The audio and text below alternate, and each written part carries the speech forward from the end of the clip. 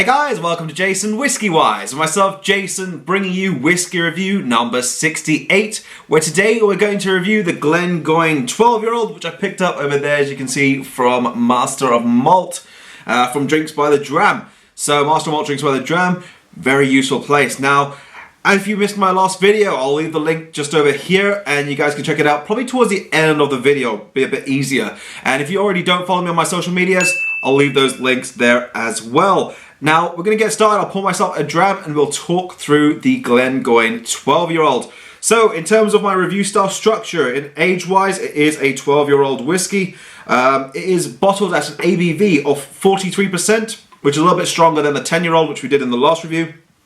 And this week, I will be reviewing all the Glengoynes. So, if you have a favourite, let me know down below in the comment section. Now, in terms of the cask selection, this one does differ from the 10-year-old. You're looking at 20% first fill American Sherry Oak. You're looking at 20% first fill, I think it's European Sherry Oak, and 60% refill oak casks, which you've got the combination of those three. Now, in the previous one, you'll see it was slightly less first fill and more refill. So that's the difference within the 10 and the 12. In terms of the distillery, is the Glengoyne Distillery, which you can see just over there. The parent company that own them are Ian McLeod Distillers Limited, and the region it is based is in the Highlands of Scotland, just 40 minutes outside of Glasgow. So it is actually on the borderline of the Lowlands and the Highlands, which is very interesting. Now, in terms of the price point, this dram over here, well, actually not the dram, the bottle over there is worth £38 for the full-size bottle. In terms of exclusivity, no, it is not exclusive. It is part of the core range. And in terms of caramel colour, this is all a natural colour. And you can see that this whiskey is rather light. Now, let's begin by assessing the actual whiskey itself. And I'll hold that up for you on the screen there. Let me know what you guys think at home. I'll take myself out of the picture there. But yeah, I think this is around about a bright gold. Let me know what you think. But anyway, let's begin by assessing the nose of this whiskey. So, into the nose.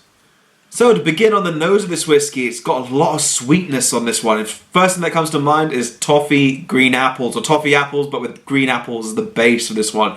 Very nice, sweet. It's not sour apples like I thought in the 10-year-old. This is much more softer, but at the same time ripe green apples. You do get a slight citrusy note which develops on it, and this is slight sort of, I would say, is lemon juice, but a little bit also with the pith inside. It's a little bit got that slight bitter, slight sour note to it. And then on the end of there, you're getting a very nice, rich vanilla concentrate, but it's a bit more stronger, a bit more dominant, bolder character on the nose. Behind that, you get a little sweet floral note of honeysuckle just working its way through, and then you're going to get those sweeter, but at the same time, sort of, I'd say, sherry notes coming through. This is something more towards, I'd say, dried prunes and a little bit of soft spice, just sort of working its way behind it. A little bit of sultanas, and then right behind that, a nice sort of sweeter but nice honey aroma that works its way on the back of the nose. Very nice nose in this one. Got a lot going on. So next move into palate and see what we can uncover in the palate. So to begin, my initial impressions on the palate for this whiskey. It does start out with a nice sort of spicy note, and it's a sweet spice, more towards candied ginger. You get a little warmth, but at the same time the nice sweetness is what makes your mouth sort of water a little bit. Now it does have also a nice light texture, but a little bit richer than the 10-year-old with that little bit of a entry on the palate. It's not oily, but it is very nice mouth coating. And then you work your way into the sort of fruitier notes. You're getting back into those sort of toffee apple this time, the green pears, a little bit of sultana is working itself in, and a slight citrusy note as well. This is not lemon, but this is tangerine zest, with a little bit of juice there actually, to say that. And then it develops a little bit more, it becomes quite creamy. Reminds me a little bit of a vanilla ice cream you've left out of the sun just a little bit longer. It's become a little bit syrupy, but not really syrupy, a little bit watery, but at the same time retains that creaminess when you have a little spoon of it. And then you get a little bit of a spiced marmalade working its way just on the mid palate towards the end, but a slight sweeter note as well. Very interesting. But again, the texture fading quite well. So we'll move into the finish. and give you my conclusion on the Glengoyne 12-year-old. So, into the finish for this whiskey. It does have a little bit of a light, medium finish. It doesn't last quite long, but you are getting a little bit of spicier character working its way on the sides of the palate. You get a little bit of, again, what reminds me of green grapes, giving a slight drier character on the mid palate. A little bit around the sides, but not so much. The spicy aspect is then playing itself back in, reactivating the palate a little bit. You're getting a little bit of a slight citrusy note, and this reminds me a little bit of a Lady Grey tea.